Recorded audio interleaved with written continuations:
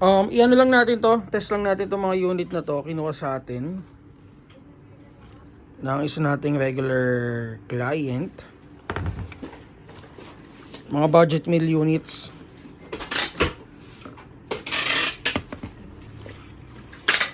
Ito guys, 736 ang code.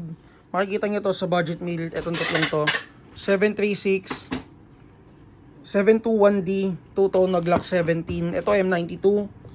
And then 723 na 1911. Then sinamahan ni Bossing ng tatlong set ng consumables.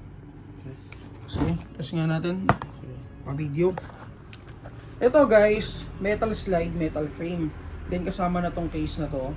May kasama siyang cleaning rod, extra nozzle, tsaka itong outer barrel tool. Okay, so 723 1911. And then magazine niya ito, nasa 26 rounds. Chrono natin.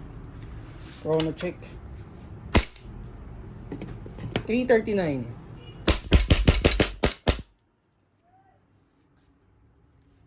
Um, 723. Check nyo na lang. And then 721, two-tone na Glock 17.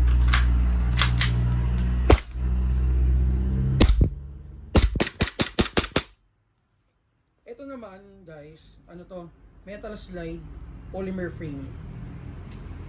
Pag Glock, ganun na, metal lang yung slide lang yung metal. And then kasama na rin yung case, extra nozzle at saka cleaning rod. And then ito, 736. Ito medyo oonti na yung stock natin ito.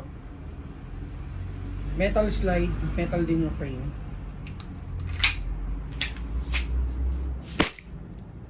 T44